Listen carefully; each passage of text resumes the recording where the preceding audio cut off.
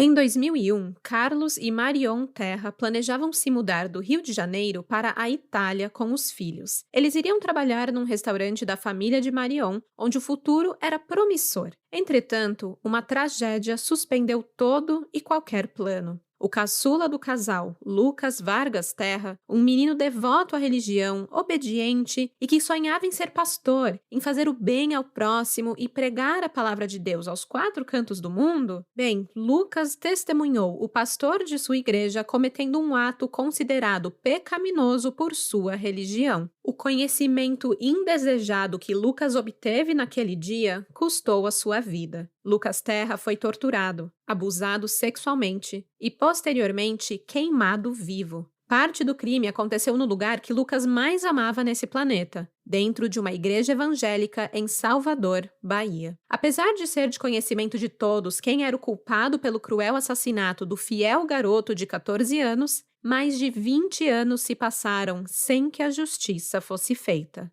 Esse é o caso Lucas Terra. Alô, olá, alô, vai tudo bem? Bem-vindos ao Café com Crime, o podcast onde você pode ser o aficionado por crimes reais que você é, sem julgamentos. Eu sou a Esté Zorubi, ou Dona Café, como preferir, e hoje vou contar para vocês o caso de assassinato do adolescente Lucas Terra e a luta de sua família contra a Igreja Universal do Reino de Deus para conseguir justiça. Essa história foi uma sugestão do crimiseiro e apoiador do podcast, Johan Alexanderson. O Johan apoia o Café com Crime lá no Apoia-se, e ele usou a sua recompensa como apoiador para furar a fila de sugestões de casos e trazer para vocês hoje o caso Lucas Terra. Obrigado, Johan, pelo seu apoio e indicação. Essa é uma história revoltante e de um sofrimento terrível. Muita informação contida neste episódio veio diretamente do livro Traído pela Obediência, escrito por Carlos Terra, o pai da vítima. O livro é quase um diário, um meio que Carlos encontrou de desabafar a sua dor. E por isso eu digo que fazer esse caso foi sofrido, é um caso bastante doloroso. Já fico alerta de gatilho também, pois vamos falar do assassinato de um menor de idade, tortura e abuso sexual. Com isso, bora começar do começo?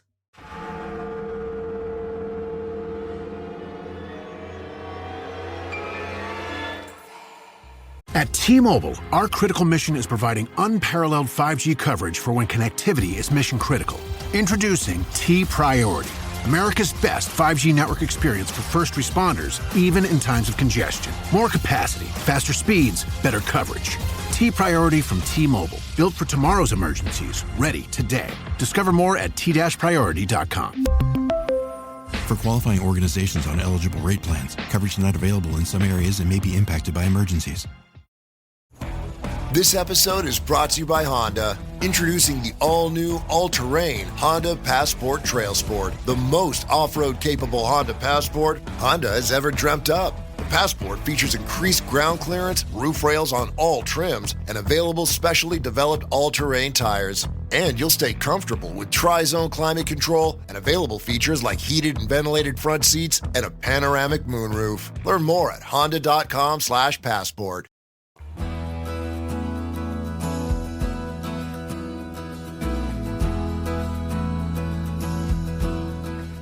Lucas era baiano, nasceu em Salvador no dia 19 de outubro de 1986. Filho de Carlos e Marion Terra, desde cedo Lucas aprendeu a amar a Deus sobre todas as coisas com a sua avó paterna, a dona Francelina Terra. O Lucas tinha uma relação de muito amor, respeito e proximidade com ela. Ele era visto por seus amigos e sua família como um exemplo de fé, de obediência e integridade.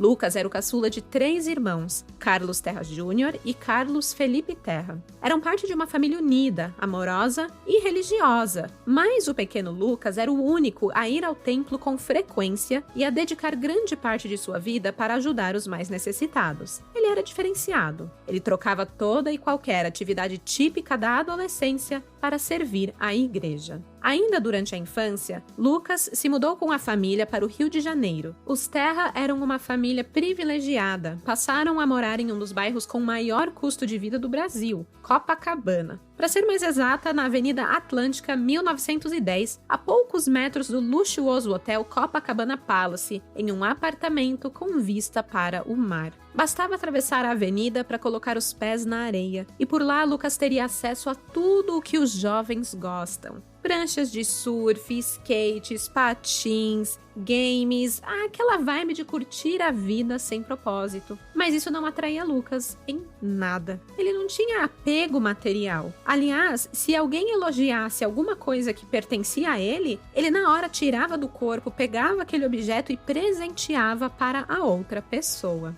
O seu pai, o Carlos, vivia repreendendo o filho por essas atitudes. Dizia que ele não tinha noção do preço das coisas e por isso vivia distribuindo os seus pertences. Mas o Lucas enxergava de uma outra forma. Pulsava em seu coração a vontade de ajudar os necessitados, e doar suas coisas era uma forma de mostrar que ele vivia o que falava. Foi nessa época que Lucas começou a frequentar a Igreja Universal do Reino de Deus e a verbalizar o desejo de se tornar pastor. O seu sonho era rodar o mundo, ajudando o próximo, levando a palavra de Deus por onde fosse. Vira e mexe, Carlos e Marion encontravam Lucas na rua, ajudando pessoas em situação de rua, dando alimento e roupas, além também do alimento espiritual, Pregava a sua fé com convicção e ação. Apesar da pouca idade, Lucas tinha uma presença marcante. O adolescente tinha o dom da oratória e do convencimento. Abordava as pessoas com um sorriso no rosto e as convidava para conhecer o templo que frequentava. Talvez por sua sensibilidade, não era incomum que após um bate-papo despretensioso, Lucas recebesse pessoas visitando sua igreja.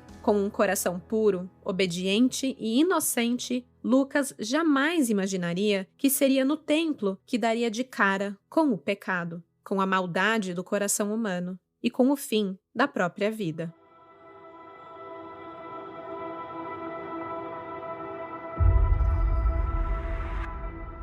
No final de 2000, quando Lucas tinha 14 anos, Carlos e Marion receberam uma proposta que enxergaram como uma oportunidade para mudarem de vida. A irmã de Marion tinha um restaurante na cidade de Parma, na Itália, e convidou os dois para trabalhar com ela, na intenção de fazer o empreendimento crescer pelas mãos dos familiares. O casal prontamente aceitou. Ficou combinado que Marion viajaria para a Itália para ajeitar as coisas por lá até a chegada do restante da família. Enquanto isso, Carlos e os filhos, incluindo Lucas, viajariam para Salvador por alguns meses para se despedir dos familiares antes de embarcar nessa nova aventura. Afinal, grandes mudanças são difíceis, Então quiseram dar um tempo para os adolescentes se acostumarem com a ideia. E assim foi feito. Em dezembro de 2000, Marion foi para a Itália para se encontrar com a irmã. E em janeiro de 2001, Carlos e Lucas deixaram o Rio rumo a Salvador. Lucas não estava exatamente animado com a ideia de voltar para o lugar onde nasceu. Ele estava deixando para trás amigos, a sua comunidade na igreja, a escola, enfim, tudo o que ele conhecia, mas não ousou desobedecer ou questionar o pai sobre a mudança. Se tinha uma coisa que Lucas era obediente. O plano era permanecer na Bahia por 3 meses antes de partirem definitivamente para Parma, onde Marion já estava pegando no batente. Assim que chegaram a Salvador, se hospedaram na casa do irmão de Carlos, o Dom Gervásio, e da sua esposa Dilsa, no bairro de Santa Cruz. Lucas foi recebido pelos tios com alegria, com cordialidade e se sentiu logo em casa. Mesmo sabendo que em breve deixaria as terras baianas, o Lucas decidiu se dedicar à igreja local. Ele queria ser útil, colocar a mão na massa. E tem mais,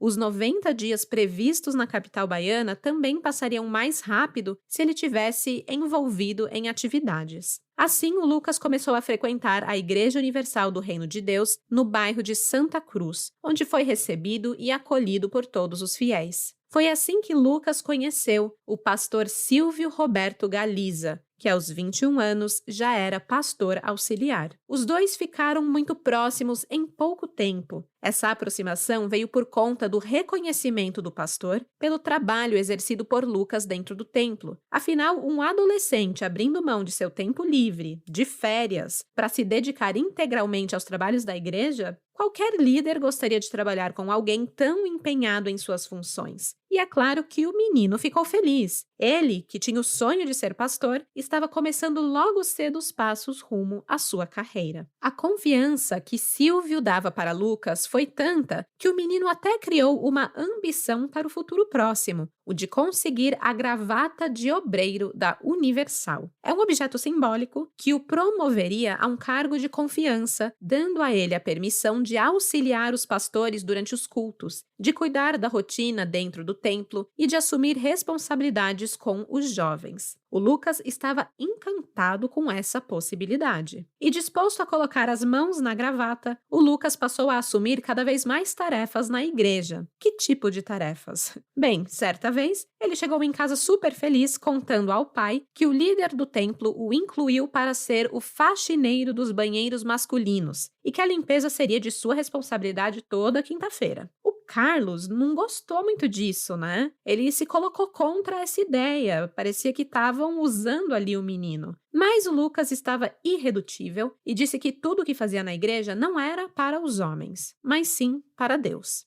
Não tinha muito o que discutir com isso, não tinha diálogo com o Lucas quando o assunto era trabalhar para a obra. Então, o Carlos cedeu, permitindo que o filho cumprisse as suas funções na igreja toda quinta-feira. E olha, por mais que o Lucas tinha o foco dele em Deus, ele também passou a criar laços de amizade com outros jovens na Igreja Universal. E até além disso, ele tinha uma paquerinha na igreja. O Lucas se apaixonou por uma jovem obreira da igreja. Eu vou chamá-la de Bruna por ser uma menor de idade, não vamos usar o nome real dela aqui. Bom, a Bruna, ela tinha 16 anos e era dedicada à igreja, assim como Lucas. A Bruna fazia Lucas ter borboletas no estômago, fazia o seu coração bater mais rápido toda vez que se cruzavam nos corredores da igreja. E isso não era nenhum segredo. Até mesmo Carlos sabia e descreveu a menina como sendo a paixão da adolescência de Lucas, o seu primeiro amor. Quando ele pronunciava o nome dela, seus olhos brilhavam e seu sorriso era de um apaixonado.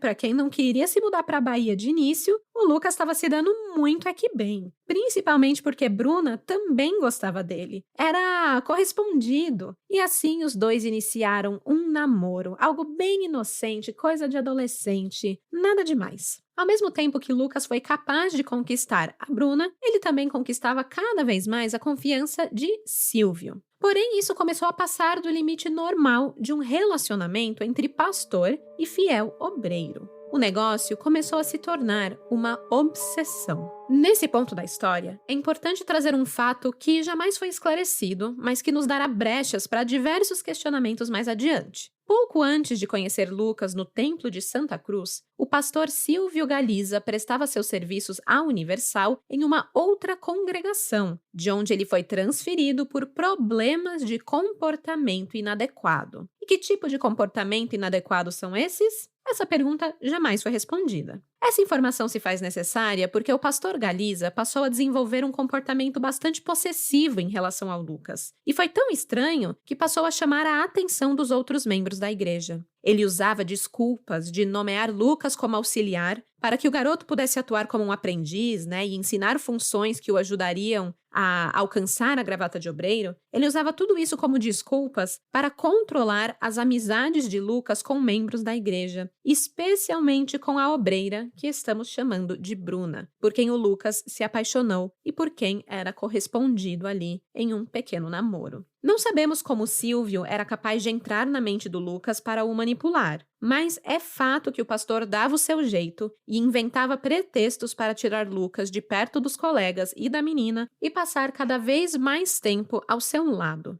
Esse comportamento passou a chamar cada vez mais a atenção da congregação, mas infelizmente não saiu do âmbito da fofoca. Meio que ficou ali nos burburinhos e acabou, porque ninguém da igreja interviu. No final de fevereiro de 2001, em mais um dia de muito trabalho, algumas questões administrativas do templo que precisavam ser resolvidas com urgência fizeram com que Lucas, um coleguinha, e o pastor Galiza ficassem até tarde na igreja. Sob a falsa alegação de que seria perigoso para a dupla de meninos voltar para casa, o pastor Galiza sugeriu que eles ligassem para os pais e que todos passassem a noite ali mesmo no templo. Era a festa do pijama na igreja. Os pais foram informados e permitiram, né? Porque, afinal, você quer um lugar mais seguro que uma igreja para passar a noite?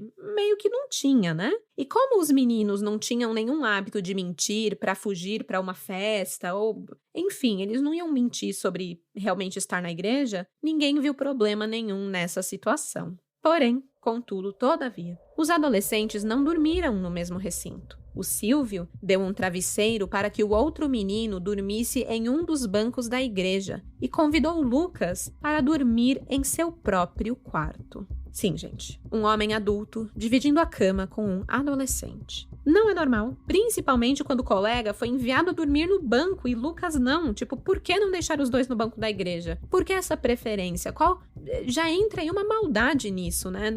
Enxerga-se uma maldade nisso. Não se sabe se houve, de fato, algum tipo de abuso sexual nesta noite. O pai de Lucas mesmo não soube desse ocorrido a tempo, mas Lucas seguiu com o pastor enquanto o coleguinha adormeceu sozinho no banco da Igreja Universal. E acho que também vale aqui falar o seguinte: não tem como questionar os motivos pelos quais Lucas cedeu ao convite do pastor. Vamos lembrar que ele era um menino de 14 anos, ingênuo e extremamente obediente. E ele acreditava de todo o coração que o pastor Silvio Galiza era um servo de Deus. A manipulação é uma arma poderosa nas mãos de quem não vale nada.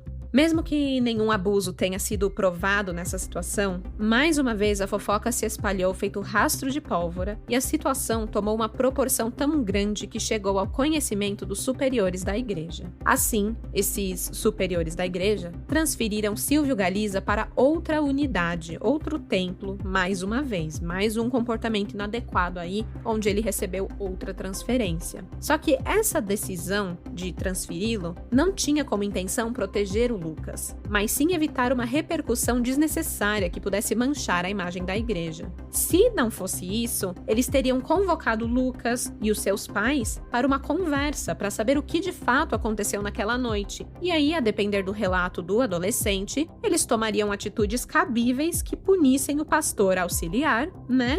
Pelo que ele tinha feito. Mas não fizeram nada disso. Apenas mandaram ele para outra unidade, nem conversaram com o Lucas, nem com os pais do Lucas, que não ficaram sabendo de nada disso, tá? E tem mais. O pastor havia sido transferido, mas ele tinha passe livre na igreja de Santa Cruz. Ninguém lá do alto escalão da igreja trabalhou para afastar o homem do adolescente. Essa transferência, assim, para inglês ver, né? Não afastou o Silvio de seu alvo. O pastor Silvio Galiza ainda circulava livremente pela igreja de Santa Cruz, mesmo após o ocorrido. Um mês depois daquela desconfortável e suspeita noite dormindo na igreja, Lucas e Silvio Galiza se encontrariam novamente, mas dessa vez o fim seria fatal.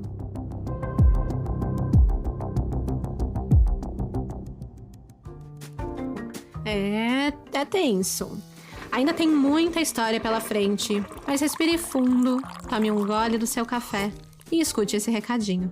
O podcast agora recebe apoio de ouvintes através do Apoia-se. Sim, apenas lá no Apoia-se você pode fazer uma assinatura mensal, no valor que você quiser, 5, 10, 15, 20, e com isso você tem acesso a episódios exclusivos. Então, para você que um episódio a cada 15 dias não basta, essa é uma boa opção. Você ganha um episódio a mais por mês. Além disso, tem outros benefícios que você pode descobrir acessando o Apoia-se. O site é o seguinte, apoia.se/Café com Crime. Eu vou deixar o link na descrição desse episódio. É apoia.se/Café com Crime. Saiba que o seu apoio fez esse podcast ser possível. Muito obrigada. E pronto, recadinho dado. Deu tempo de tomar o seu gole de café?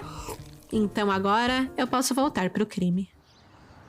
No dia 21 de março de 2001, uma quarta-feira, Lucas acordou por volta das 6 da manhã. Ele estava animado e feliz. Passaria aquele dia trabalhando na igreja. Ele escovou os dentes, passou seu perfume. Apesar das altas temperaturas típicas de um verão nordestino, ele vestiu uma camisa branca de mangas compridas, calça social azul, cinto preto e meias e sapatos pretos. Ele saiu de casa por volta das 6h30 da manhã, mas à 1h ele estava de volta para o almoço. O seu dia estava sendo agitado. Durante a refeição, ele compartilhou a sua rotina com o pai, como era de costume, mas fez tudo isso com muita pressa e disse que precisava ir ao templo do bairro Pituba, onde encontraria um colega. Quando o relógio marcou 5 da tarde, o Lucas estava de volta em casa, mas não para ficar. Os compromissos do dia ainda não tinham acabado. Ele tomou um banho, trocou de camisa. Aliás, o Carlos dizia que o Lucas estava sempre limpo, arrumado e impecável. O garoto dizia que Deus não gostava de sujeira e de gente com mau cheiro. Então ele estava sempre perfumado e arrumado. Às 5h30, ele estava pronto para sair novamente. Mas antes, deu um abraço e um beijo em seu pai. Era o último de sua vida. O menino foi ao templo e participou da reunião como sempre fazia. Os amigos contaram que naquela noite, Lucas louvava a Deus com os braços levantados, pedindo proteção à família e agradecia por todas as bênçãos vividas. Ele estava feliz, seguindo o seu propósito, próximo ao seu grupo de jovens, ajudando tantas pessoas a encontrarem o caminho longe das drogas, crimes e marginalidade. Foi uma reunião especial para todos. No final do culto, já lá pelas 9h da noite, o Lucas conversava com Bruna. A sua paquerinha estava lá com o coração batendo a 1000, borboletas dando piruetas na sua barriga. Foi então que Silvio Galiza se aproximou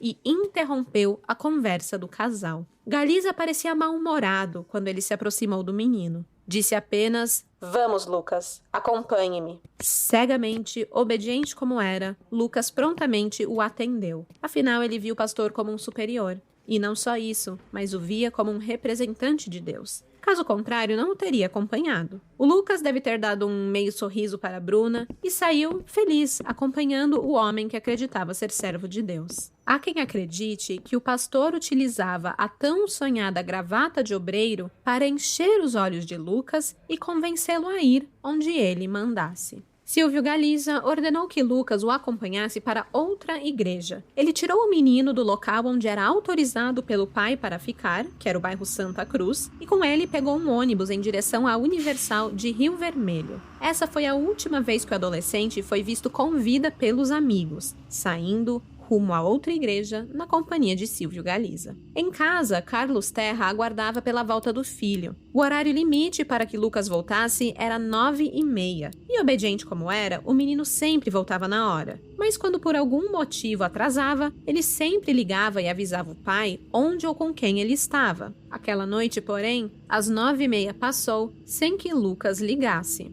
Às 9h50, Carlos Terra já estava decidido que algo de errado tinha acontecido com o filho. 20 minutos era tempo demais para que Lucas, sempre pontual, não telefonasse. Preocupado, ele levantou do sofá, onde aguardava pela volta do menino, e foi se trocar para sair em busca de Lucas. Quando terminou de ajustar o sapato, o telefone tocou. Era 10h10, quando Carlos ouviu a voz do filho do outro lado da linha. Ufa!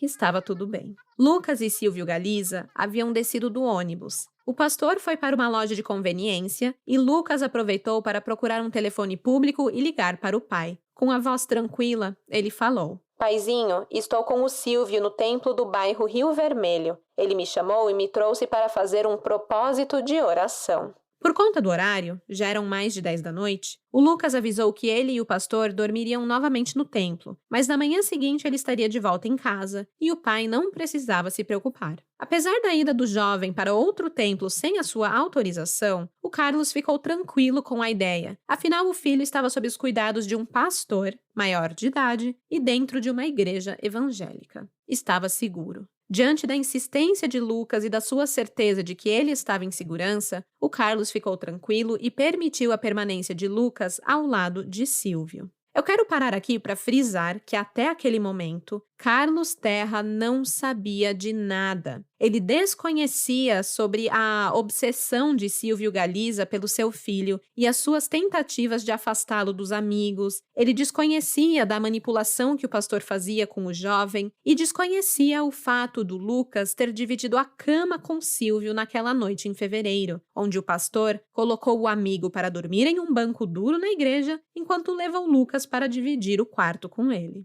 Esse foi um assunto tratado e resolvido, bem entre aspas, internamente com a transferência do pastor para outra unidade. A família estava alheia aos fatos, por isso o pai não viu problema nenhum em permitir que Lucas passasse outra noite dentro do templo. Após a tragédia, entretanto, Carlos Terra relata em seu livro, abre aspas, "Foi sem minha autorização que o Silvio levou o Luquinha para outro bairro. Na noite de 21 de março de 2001, Lucas Terra, carinhosamente chamado por todos de Luquinha, foi traído pela obediência." Fecha aspas.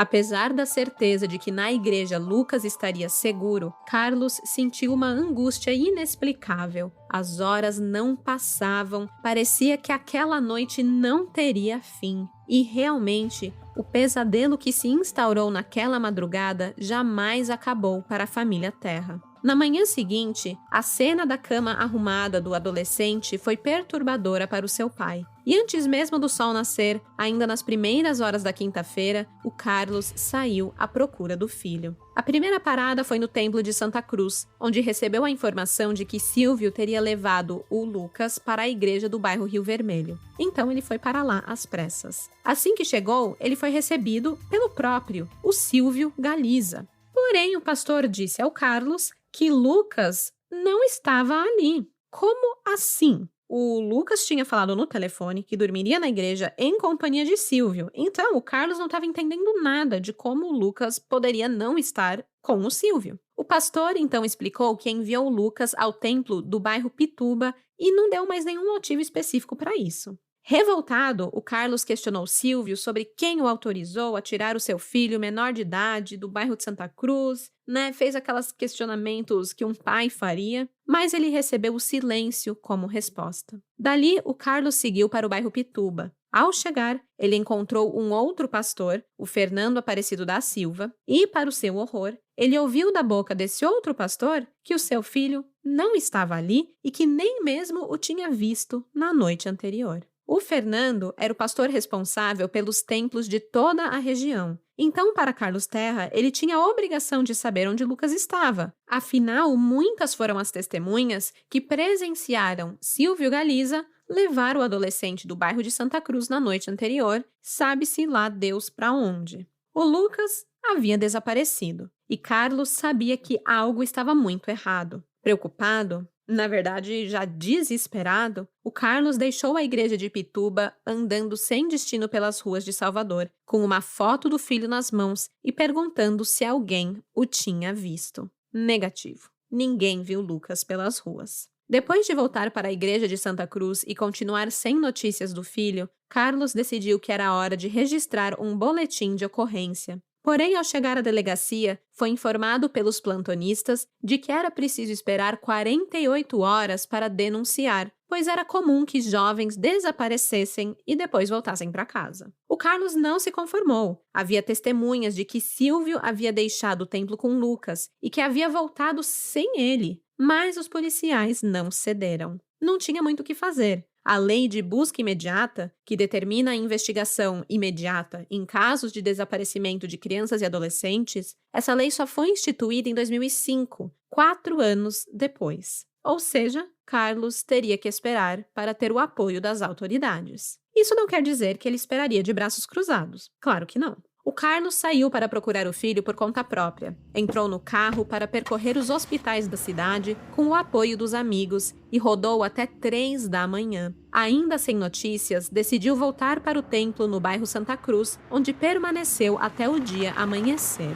Afinal, vai que Lucas aparecesse por lá. Às 5h30 da manhã, o melhor amigo de Lucas apareceu e foi com Carlos até o bairro Rio Vermelho para confrontar Silvio mais uma vez, para saber o que havia acontecido com o Lucas. O templo já estava aberto e Carlos entrou gritando: "Onde está o meu filho?" O Silvio saiu de uma sala na galeria superior onde estava sem camisa, provavelmente ainda dormindo. Mas dessa vez não deixou Carlos sem uma resposta. Ele disse que havia deixado o garoto em frente da Ceasa, no bairro Chapada do Rio Vermelho. E aí, Carlos pegou o pastor Silvio Galiza em contradição. Ele estava mentindo, porque na primeira vez em que o confrontou sobre onde Lucas estava, o pastor Galiza havia dito que deixou o menino no ponto final dos ônibus. O pai de Lucas soube ali que algo grave havia acontecido e ele teve vontade de agredir o pastor, mas ele se conteve e voltou para Santa Cruz com o melhor amigo de Lucas. Enquanto aguardava a formatação de alguns cartazes de desaparecido para distribuir pela cidade, o celular de Carlos tocou. Do outro lado da linha, um homem que se identificou como obreiro da igreja o informou que a polícia havia encontrado um corpo carbonizado em um terreno baldio na Avenida Vasco da Gama, próximo ao templo do Rio Vermelho, onde o pastor Galiza trabalhava. Carlos estranhou a ligação, porque apenas o Lucas tinha aquele número de telefone dele. Mas com a informação, ele resolveu ir até o Instituto Médico Legal da cidade para confirmar se o corpo seria de seu filho. Carlos voltou do IML dizendo que o cadáver não tinha semelhanças com Lucas. Aliviado, de certa forma, ele pegou os cartazes encomendados e seguiu com as buscas. Entretanto, essa história do corpo queimado não desapareceu. Carlos soube pela polícia que na quinta-feira, portanto um dia após a última ligação de Lucas dizendo que dormiria na igreja com Silvio, uma perua Kombi entrou naquele terreno baldio com 3 homens e que do lado de fora outros 2 homens davam cobertura em uma motocicleta. Testemunhas afirmaram que pouco depois foi possível ver o fogo e os homens fugindo em alta velocidade, deixando o corpo queimando para trás. A cronologia dos fatos, do desaparecimento de Lucas e dessa história do corpo sendo queimado, eram assustadoras. Mas o Carlos chacoalhava a cabeça e se negava a acreditar que o corpo queimado no IML era de seu filho. Nos dias que seguiram, Carlos continuou sua busca incansável por Lucas. Colou cartazes, andou dia e noite pelas ruas de Salvador, tentou contato com Silvio Galiza outras vezes para esclarecer as suas dúvidas, mas deu de cara com um sistema montado pela igreja para proteger o pastor, inclusive com a disponibilização de seguranças armados. Além de toda a angústia pelo desaparecimento de Lucas, Carlos ainda tinha que lidar com a preocupação de Marion em relação ao filho. A mãe de Lucas tinha o costume de ligar diariamente para falar com ele. E só para lembrar os novinhos, em 2001, a comunicação era mais difícil. A internet era discada, não tinha aplicativos de mensagens instantâneas, então as pessoas que estavam fisicamente longe ainda recorriam ao telefone fixo para matar a saudade e colocar a conversa em dia. A Marion estava ansiosa pelo dia em que a família pegaria o avião rumo à Europa para encontrá-la. Então as ligações eram uma maneira de amenizar essa ansiedade, essa agonia de estar longe da família, né? A saudade. Porém, nesses últimos dias, ela tinha dificuldade em manter contato com o filho caçula. Ele nunca estava disponível para atender o telefone. O Carlos ainda não havia contado para Marion que o filho estava desaparecido, talvez com a intenção de não a preocupar à toa, se apegando à esperança de que Lucas apareceria bem, saudável, com vida, e assim a mãe do outro lado do oceano não ficaria preocupada. Mas mãe é mãe. E Marion já havia ligado o alerta de que algo errado estava acontecendo na Bahia.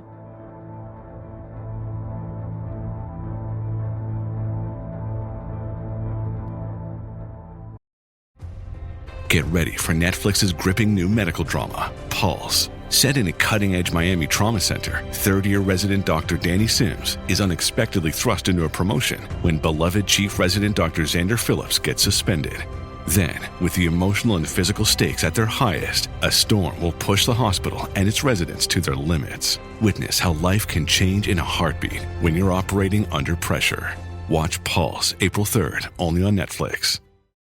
I can say to my new Samsung Galaxy S25 Ultra, hey, find a keto-friendly restaurant nearby and text it to Beth and Steve. And it does, without me lifting a finger. So I can get in more squats anywhere I can. 1, 2, 3.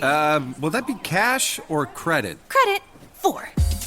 Galaxy S25 Ultra, the AI companion that does the heavy lifting so you can do you. Get yours at Samsung.com. Compatible with select apps. Requires Google Gemini account. Results may vary based on input. Check responses for accuracy. 12 dias após o desaparecimento de Lucas Terra, Carlos decidiu visitar o bairro Boca do Rio para mais um dia de buscas. Em companhia do irmão Dom Gervásio e um amigo, eles distribuíram cartazes com a foto do Lucas. A essa altura, a polícia já estava ativa no caso, mas era impossível para o Carlos ficar sentado esperando notícias. Ele precisava se movimentar ou enlouqueceria. Enquanto traçavam o roteiro ali para buscar o Lucas, o telefone tocou. Era o filho mais velho, o Carlos Júnior, e perguntou onde o pai estava. Em poucos minutos, os seus filhos Carlos Júnior e Carlos Felipe chegaram em companhia de mais 2 amigos e de um policial que auxiliava nas buscas. Eles tinham uma derradeira notícia. Havia sim a possibilidade do corpo carbonizado pertencer a Lucas. O cadáver estava irreconhecível, mas a roupa que o fogo não conseguiu consumir pertencia a Lucas. A calça, a camisa, a fivela do cinto dupla face, tudo era de Lucas. Anestesiado pela dor, o Carlos decidiu que era hora de falar com a esposa. Ela precisava retornar ao Brasil e tomar conhecimento da cruel perda que a família enfrentava. Acompanhada da irmã, Marion voltou para o Brasil, mas Carlos não teve coragem de buscá-la no aeroporto. Quem assumiu a responsabilidade de pegá-la e contar o que aconteceu foram os filhos mais velhos. Começava então um novo calvário para a família, o de comprovar que o corpo pertencia ao Lucas e o cumprimento dos trâmites para que o cadáver fosse liberado para o velório. Apesar do laudo de exame cadavérico afirmar que o corpo pertencia a Lucas Terra, segundo perícias odontológicas e radiológicas, a polícia técnica exigia o exame de DNA para liberar o corpo para a família. E não se tratava de um exame comum, era preciso recursos científicos detalhados por conta do estado que o corpo estava. Só que o exame custava uns $5.000 e essa análise só poderia ser realizada fora do Brasil. E quem deveria custear tudo isso era a família da vítima. E, gente, eu sinceramente nunca ouvi nada parecido. Até onde eu sei, essa responsabilidade pertence ao Estado e não à família. Chegaram a rolar alguns pedidos de autorização para a liberação de dinheiro público para a realização desse exame, mas nada foi feito para viabilizar as análises. E aí caiu essa pressão sobre a família de que eles tinham que agora arranjar $5.000 para poder, liberar o corpo do Lucas. Enquanto corriam atrás do exame, notícias com informações dos laudos pipocavam nos jornais diários. Um deles detalhou que, abre aspas, ao redor do crânio estava restos de um tecido calcinado e que tamponava a boca e o nariz de forma semelhante a uma mordaça. Estavam pendentes as estruturas ósseas de ambas as mãos, que permaneciam presas aos braços, correspondentes apenas por restos de tecidos humanos carbonizados. Fecha aspas. O Lucas foi amordaçado e amarrado antes de ser queimado. O corpo estava tão queimado que os exames não foram capazes de determinar se ele sofreu abuso sexual antes de morrer, embora não haja dúvidas quanto a isso. O cadáver havia sido colocado dentro de uma caixa de madeira e dentro da estrutura foi possível identificar páginas de publicações de cunho religioso e que uma substância inflamável foi utilizada para incinerar o corpo. Mas o mais chocante é que os peritos concluíram que a causa da morte se deu pela carbonização, ou seja, Lucas Terra foi queimado vivo. Após 41 dias de intensa luta e pressão da família e da imprensa, o Estado liberou a realização do exame de DNA no corpo de Lucas. A família temia que a demora para a realização do exame acabasse com o corpo sendo enterrado como indigente, e assim não haveria crime, pois Lucas Terra ainda continuaria desaparecido. E isso beneficiaria diretamente os assassinos, que não seriam encontrados e julgados conforme mereciam. Em seu livro Traído pela Obediência, Carlos Terra chegou a insinuar que o motivo para a demora das análises seria a influência política da Igreja Universal, com o intuito de prejudicar as investigações e beneficiar os suspeitos. Assim que o DNA confirmou a identidade do corpo como sendo Lucas Terra, o adolescente pôde enfim ser sepultado no cemitério do Bosque da Paz, em Salvador. Todo o foco agora girava em torno da investigação, de trazer à justiça os culpados pelo homicídio de Lucas Terra. Começando pelo básico. Com base nos depoimentos das testemunhas que viram Lucas e Silvio juntos naquela noite e pelo fato do próprio Lucas ter dito ao pai que estaria em companhia do pastor Silvio Galiza, ele era o principal suspeito. Apesar das tentativas de calar as testemunhas, com ameaças e afastamento das atividades da igreja, os amigos de Lucas não se intimidaram. Muitos foram à delegacia para contribuir com o esclarecimento do caso, que foi todo montado com base em provas testemunhais sobre o comportamento de Silvio em relação ao Lucas. Também existiam evidências físicas, encontradas junto ao corpo de Lucas, como, por exemplo, o pano utilizado para o amordaçar pertencia à Igreja Universal do Rio Vermelho. Além, claro, de que um dos materiais utilizados para alimentar o fogo que consumiu o corpo de Lucas foram panfletos daquele templo. Havia indícios suficientes para que o delegado pedisse a prisão preventiva do suspeito Silvio Galiza. Mas ele não o fez. E olha só o cúmulo do absurdo. Uma vez, o Silvio foi conduzido à delegacia para prestar depoimento porque os amigos de Carlos Terra o avistaram em frente a um dos templos da Universal e pegaram ele e o levaram até a delegacia, porque a polícia mesmo não estava fazendo esse trabalho. E vale apontar que o Silvio também não estava disposto a ir por conta própria para colaborar. Mesmo assim, nessa ocasião, o Silvio negou a autoria do crime e saiu tranquilamente pela porta da frente da delegacia, sorrindo e debochando de todos. Inconformados com a morosidade das investigações, Carlos e Marion Terra passaram a se movimentar em busca de justiça. Eles procuraram ajuda no Ministério da Justiça, no Ministério Público, deixaram o Brasil e denunciaram o crime em Roma, na Itália, na Organização das Nações Unidas, em Genebra, na Suíça, acamparam em frente ao Fórum Rui Barbosa em Salvador por dias. Eles foram por tudo que é canto e levaram o caso à atenção de tudo que é Organização de Direitos Humanos e Justiça. E nesse tempo todo, nem a perícia havia sido realizada no templo em busca de evidências.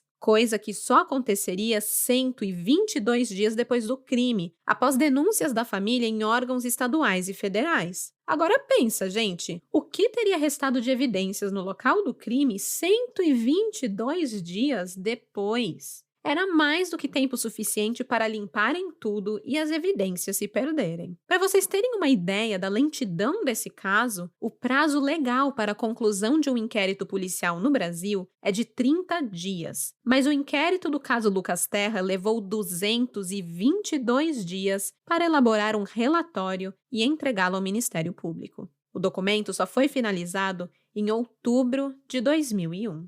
8 meses após o brutal assassinato de Lucas Terra, o pastor Silvio Galiza foi indiciado por homicídio triplamente qualificado. Foi uma meia vitória apenas, pois a prisão preventiva do acusado não foi pedida. O crime cometido contra o adolescente era hediondo, e no Brasil, crimes hediondos têm prisão imediata. Então, não dá para entender por que o Silvio Galiza não foi preso. Ele parecia ser blindado. O Carlos resolveu fazer uma vigília em frente ao Ministério Público da Bahia para pedir urgência dos promotores para avaliar o inquérito policial desse caso. Porque mesmo com toda a demora do mundo para o inquérito ficar pronto, a família achava que o documento era fraco. A família Terra não acreditava que o crime havia sido cometido por apenas uma pessoa. O Silvio Galiza nem sequer sabia dirigir. Então, como que ele teria levado o corpo sozinho ao terreno baldio, onde foi desovado e queimado? Era impossível que tivesse agido sozinho, sem contar com as testemunhas que identificaram 3 pessoas na Kombi e mais 2 homens em motos. Isso no dia que o corpo foi desovado e queimado, né?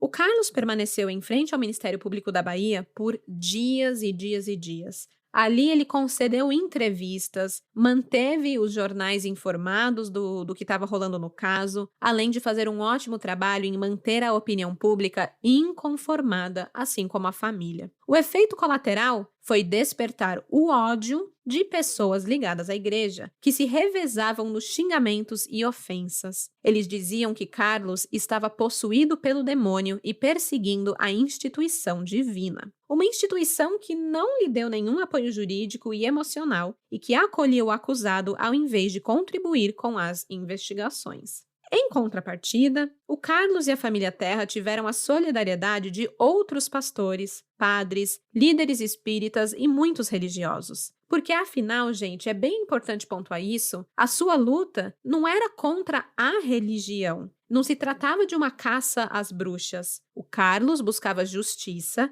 e não estava recebendo colaboração da Igreja Universal, mas ele continuava sendo um homem que acreditava em Deus e também acreditava na bondade de outras pessoas crentes também. No dia 27 de setembro de 2002, o Ministério Público fez o pedido de pronúncia contra Silvio Galiza. Isso quer dizer que ele foi tornado réu oficialmente e que deveria ser julgado pelo tribunal do júri. Era mais uma meia vitória para a família, pois o pastor Silvio Galiza permaneceu livre até o dia de seu julgamento.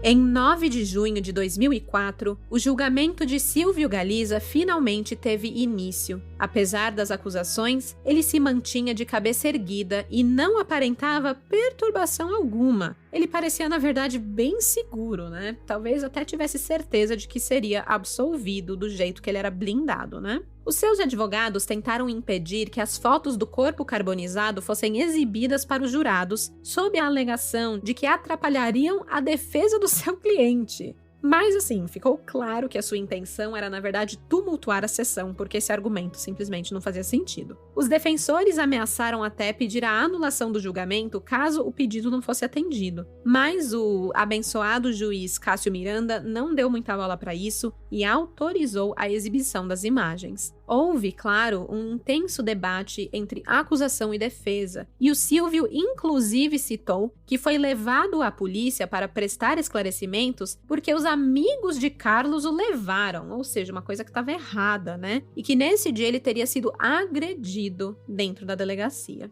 A defesa também apelou para a intolerância religiosa, citando que, estava todo mundo ali contra eles porque era a religião que estava no meio. Mas a promotoria apresentou as partes de uma Bíblia e do jornal da igreja que foram encontrados junto ao corpo. Os papéis foram protegidos pelas costas do Lucas e por isso esses papéis não queimaram. Então, como que eles poderiam alegar intolerância religiosa quando a queima das escrituras sagradas foi cometida pelo próprio réu quando queimava o corpo de um menor de idade? Após 3 dias, o júri condenou Silvio Galiza pela morte de Lucas Vargas Terra e o juiz fixou a sua pena em 23 anos e 5 meses em regime fechado, além de condená-lo ao pagamento das custas processuais. A defesa do Silvio, claro, apelou ao tribunal e conseguiu a anulação do julgamento. Mas, em dezembro de 2005, o pastor foi novamente condenado pelo assassinato e pegou uma pena de 18 anos de prisão. O tribunal, nesse segundo julgamento, classificou o crime como homicídio triplamente qualificado e aceitou a tese da acusação de que Silvio Galiza cometeu abuso sexual, torturou e queimou Lucas Terra, ainda vivo. Só então, em 2005, Silvio Galiza foi preso. Ele continuou alegando inocência e se negou a denunciar qualquer cúmplice. Levou o seu segredo para trás das grades, mas não para sempre. Em 2006, ele chegou ao seu limite. Silvio decidiu que era hora de explanar geral e o fez em grande estilo, em entrevista ao programa Linha Direta. Era de circulação nacional na maior emissora do país, a TV Globo. Em 2006, o programa Linha Direta trouxe o caso do assassinato de Lucas Terra e, acompanhado de 7 advogados, o Silvio Galiza concedeu entrevista exclusiva para dizer quem eram os assassinos de Lucas Terra. Um nome deles é familiar e a gente já falou aqui nesse episódio. O pastor Fernando Aparecido da Silva, aquele com quem o Carlos Terra deu de cara quando chegou na outra igreja enquanto procurava por Lucas. O segundo seria o pastor Joel Miranda. A motivação para o crime? Lucas teria flagrado a dupla enquanto eles mantinham relações sexuais dentro do templo.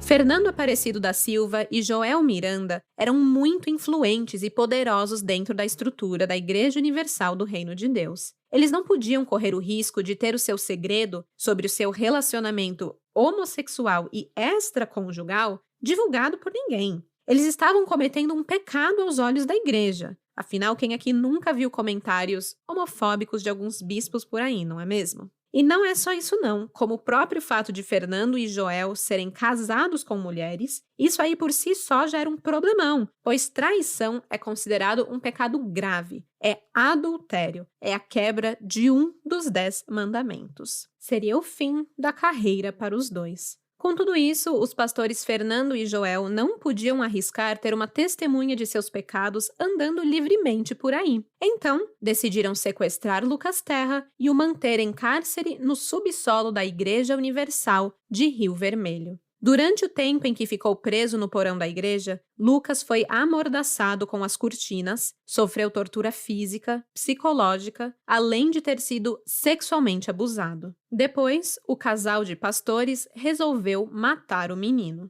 Tudo isso o pastor Silvio Galiza contou em entrevista ao Linha Direta. A notícia caiu como uma bomba na cúpula da igreja e causou uma reviravolta no caso, que precisou ser reaberto com a inclusão de 2 novos suspeitos que até então estavam sendo poupados pelo cúmplice já condenado. Silvio alegou que não contou tudo o que sabia na época do crime porque recebeu ameaças que foram estendidas a seus familiares, ameaças de morte, de silenciamento e violência, além de também ter recebido uma quantia em dinheiro todos os meses para ficar de boca fechada, coisa que ele já não queria mais. A partir dali, nada o impediria de contar o que sabia ou o que lhe convinha, né? Mesmo que os fatos não mudassem a sua situação, porque a essa altura o Galiza já estava preso e condenado. Já em depoimento ao Ministério Público e depois em juízo, o Silvio disse que Lucas Terra foi à igreja de Pituba e em seguida foi levado pelo pastor Fernando à igreja de Rio Vermelho, onde ele estava aguardando. Quando chegaram, Silvio Galiza notou que Lucas tinha uma marca no pescoço, provavelmente fruto de uma chave de braço aplicada pelo pastor Joel Miranda, que estava em companhia de Fernando na Pituba. O Lucas estava com cara de choro e o pastor Silvio disse que insistia em saber o que havia acontecido. Com dificuldade, o Lucas falou sobre o flagra da relação sexual na parte de baixo do templo, mas não entrou em muitos detalhes. O Lucas soluçava muito, estava muito nervoso. Amando de Fernando, o Lucas saiu com Silvio para fazer um lanche e ligar para o pai. A ordem era informar que ele dormiria na igreja para que o seu pai não se preocupasse. Depois eles voltaram para a igreja e Lucas deixou o local com Fernando em um Gol verde. No dia seguinte pela manhã, o Silvio Galiza foi até a Igreja Universal da Pituba para pegar uns boletos, quando um caixote dentro do carro do pastor Fernando lhe chamou a atenção. Um caixote com dimensões suficientes para caber o corpo de uma pessoa. E isso estava coberto com um pano branco e tinha uma elevação similar a 2 pernas dobradas com os joelhos à mostra. Silvio Galiza procurou Fernando para falar sobre o que tinha visto e recebeu como resposta um sonoro "Não era para você ter visto isso". Em seguida, o Fernando passou a ameaçar Silvio, dizendo que ele tinha que manter a boca fechada e também que ele precisava dissuadir todas as testemunhas para que não procurassem pelo Lucas. Inclusive, Fernando proferiu ameaças aos fiéis que ousassem desobedecê-lo. Já era de conhecimento geral, à época dos fatos, que Silvio Galiza não havia agido sozinho. Os laudos deduziram que as características da caixa, assim como seu peso e altura, não permitiriam que fosse conduzida até o local onde foi encontrada por apenas uma pessoa. Ou seja, as declarações de Silvio davam credibilidade. Ele não agiu sozinho. Entretanto, mesmo essa revelação, essa confissão pós-julgamento, continha contradições. Nem tudo se encaixava perfeitamente. E estava claro que o Silvio queria aliviar o seu lado. Afinal, o Silvio nunca confessou o crime, sempre botou a culpa nos outros. E tem algumas coisas que me chamam a atenção. Por exemplo, ele fala que ele encontrou o Lucas, que estava com uma marca no pescoço, né, de um mata-leão, que ele estava chorando, desesperado, nem conseguia falar direito. Só que aí logo em seguida ele sai com o Lucas e vai ligar pro pai dele. E tipo, o Carlos Terra falou que o Lucas, quando ligou, estava com uma voz super tranquila, normal, tanto que ele ficou, né, aliviado de deixar o menino dormir lá, porque ele viu que o filho estava bem. Então, assim, isso pra mim é bem estranho. E também pensa que tenso que não seria, porque se o Silvio só foi ver o caixote com o corpo de Lucas na manhã seguinte na igreja lá de Pituba, gente, isso quer dizer que o Lucas ficou vivo esse tempo todo dentro do caixote amarrado, porque, como a gente sabe, ele foi queimado vivo. Então tem algumas coisas assim um pouco complexas de compreender, seguindo essa segunda versão de como tudo teria acontecido, né, de acordo com o Silvio Galiza. Bem, logo, o Ministério Público da Bahia enviou ofício à Igreja Universal para que os pastores Fernando Aparecido da Silva e Joel Miranda fossem apresentados para os devidos esclarecimentos. Mas a igreja não os apresentou e tampouco informou o endereço onde poderiam ser localizados. Mesmo assim, o promotor Davi Galo Barou solicitou a prisão temporária de Fernando e Joel, um pedido que foi acatado pelo juiz Vilebaldo José de Freitas Pereira, tornando a dupla de casal de pastores, Fernando e Joel, foragidos da justiça. Carlos Terra, ele tinha pressa em ver Fernando e Joel atrás das grades e, paralelamente às investigações da polícia, continuou investigando por conta própria o paradeiro dos dois. Ele viajou o Brasil afora numa verdadeira caça aos foragidos, visitando diversas unidades da Igreja Universal quando recebia a notícia de que os pastores poderiam ter sido transferidos para essas novas localidades. Gente, ele viajou muito atrás desses caras, assim, o que esse pai fez... Sério, é muito tocante, assim, é muito... É ao mesmo tempo tocante e desesperador, né? Mas, enfim, finalmente a busca toda teve resultado e o Carlos encontrou o pastor Joel em Breves, no Pará. O Carlos usou disfarces, alugou um carro e contratou pessoas para percorrer as igrejas da região, até finalmente ter as evidências suficientes de que o Joel estava ali, na cidade, sendo protegido e acolhido por seus colegas de sacerdócio e, além de tudo, ele estava pregando, como se nada tivesse acontecido. Um acusado de assassinato subindo no altar para conduzir os fiéis pelo caminho do bem. Gente, é muito absurdo, né? Ai, senhor, mas assim, a decência de procurar justiça para dar esclarecimento ninguém tem, né? Bem, o Carlos fez um pequeno dossiê com as informações que reuniu e voltou a Salvador e o entregou à polícia. Em 2007, o Joel foi detido no Pará. Ele chegou a deixar a prisão por força de um habeas corpus, mas voltou para a prisão em seguida. Já Fernando foi detido em 2008 pela polícia de Pernambuco e transferido para Salvador com o auxílio da polícia baiana. Ele estava nas imediações da Igreja Universal de Prazeres, em Jaboatão dos Guararapes. A Igreja Universal não deixou os seus pastores desamparados em nenhum momento. Bancou os melhores advogados e lutou para colocá-los em liberdade, impetrando o habeas corpus, pedindo a impronúncia dos acusados. Enfim, foi o maior auê. Em 2011, uma audiência de instrução decidiu levar a dupla de pastores a júri popular.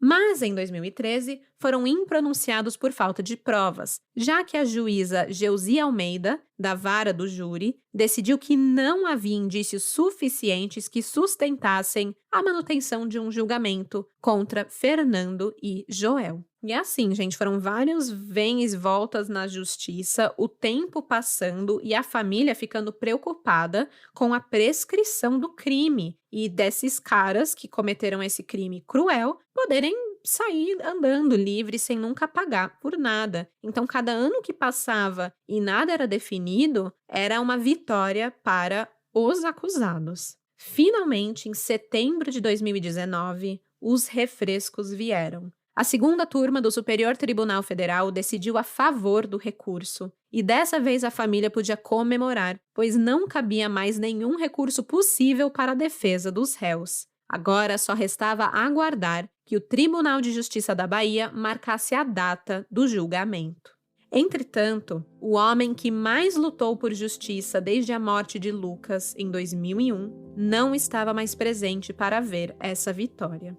O José Carlos Terra tinha 65 anos quando sofreu uma parada cardíaca em decorrência de uma cirrose hepática diagnosticada 1 ano antes, e ele não resistiu. O patriarca foi sepultado ao lado do filho Lucas após 18 anos de uma luta incessante por justiça. Diante da nova realidade da família, Marion colocou mais uma vez o seu luto no bolso e, com o apoio do filho mais velho, o Carlos Júnior, seguiu com a luta do marido em busca da condenação dos acusados. É importante destacar aqui que toda essa dinâmica na justiça não foi capaz de afastar os pastores de suas funções. Fernando e Joel passaram cerca de 18 meses atrás das grades e logo ganharam a liberdade, voltando a ministrar os cultos para centenas de fiéis na Igreja Universal. Foi fácil chegar ao julgamento?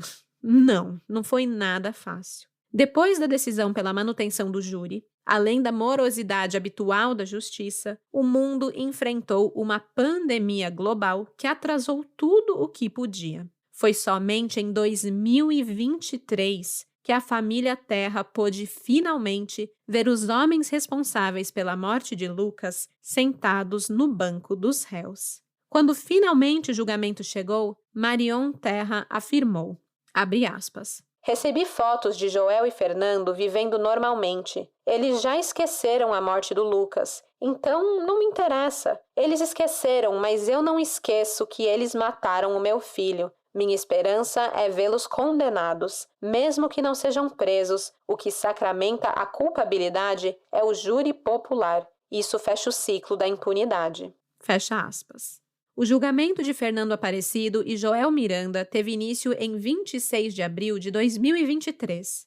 Eles tiveram 22 anos para combinarem suas versões sobre o dia do crime. Mas o tempo não foi suficiente para deixar tudo alinhado. A própria esposa de Fernando contradisse o depoimento do acusado. Além disso, tinham algumas testemunhas que nem faziam sentido estar ali. Pessoas que não conheceram a Lucas. Elas foram chamadas apenas para reforçar que os pastores eram gente boa. Elas nem sequer estavam presentes no dia dos fatos e não tinham nada a ver com nada.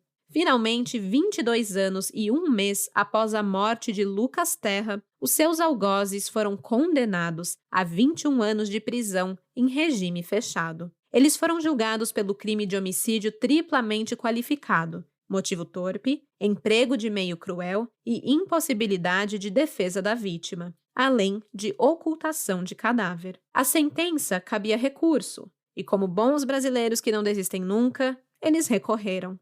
Fernando e Joel sequer dormiram na cadeia. Deixaram o Fórum Rui Barbosa, em Salvador, pela porta da frente. Após a condenação, a Igreja Universal divulgou uma nota e afirmou que os membros citados apresentam comportamento irretocável e que por isso continuam exercendo a atividade missionária. Fernando Aparecido da Silva continua em uma igreja em Minas Gerais e Joel Miranda, no Rio de Janeiro. Deve ser extremamente frustrante você atravessar o vale da dor, que é perder um filho, esperar 22 anos para ver a justiça ser feita, perder o marido no meio do processo, para que as brechas na lei permitam que os assassinos se levantem após o veredito e saiam do tribunal como se fossem inocentes. eu deixo todo o meu carinho para Marion e a família Terra. Marion Terra mantém uma página no Instagram com cerca de 50 mil seguidores. Lá, ela compartilha um pouco de sua rotina e atualizações do processo, além de continuar dando visibilidade ao fato de que os condenados estão livres. Ainda houve, em setembro de 2023, o resultado de um agravo interno criminal, onde os desembargadores da Segunda Câmara Criminal negaram o provimento ao recurso dos pastores. Mas essa não é a decisão final. Haverá ainda o julgamento da apelação que tenta cancelar o julgamento que os condenou. Esse ainda não tem data. Enquanto a família perece na angústia, todos os condenados tocam suas vidas normalmente, pregando, consolando famílias, levando a palavra de Deus por todo o Brasil, como se Lucas Terra jamais tivesse existido, como se a sua morte não fosse capaz de manchar a história pessoal de cada um deles, como se a vida do adolescente não tivesse valor algum. E esse é o revoltante caso Lucas Terra. Eu avisei no começo que seria pura revolta e eu não estava brincando. Eu estendo aqui mais uma vez toda a força para Marion e a família Terra, pois esse calvário não tem sido fácil e segue interminável. Mas a esperança é a última que morre e nesse caso a esperança é por justiça. Tá quase lá, tá perto, mas ainda não chegou. Eu convido a todos vocês para acompanharem o Instagram da Marion, o perfil é o @terramarion. Eu também convido vocês para acompanharem o Insta do Café com Crime, o @Café com Crime, e o Twitter, @CaféCrime, porque lá eu sempre posto fotos. Então amanhã, quinta-feira, eu vou postar as fotos das pessoas mencionadas nesse episódio, dos pastores, do Lucas, tudo para gerar essa atenção que esse caso merece. Segue lá a gente e eu vejo vocês em 15 dias com um novo episódio do Café com Crime. Até lá, nunca durmam na igreja, porque de desgraça já basta esse podcast. Tchau, tchau! Esse episódio foi roteirizado, produzido e apresentado por mim, Stephanie Zorbi, com edição de áudio e sonorização por Luigi Calistrato, texto e pesquisa por Ana Paula Almeida. As fontes de informação utilizadas para esse episódio foram Jus Brasil, o Estado de São Paulo, Portal G1, Folha de Londrina, Jornal da Ordem, Consultor Jurídico, Jornal O Tempo, O Extra, o Estado de Minas, Portal O Correio, Notícias da Paraíba, Aratu On, Linha Direta, Investigação Criminal, Domingo Espetacular e o livro independente escrito por Carlos Terra, Traído pela Obediência.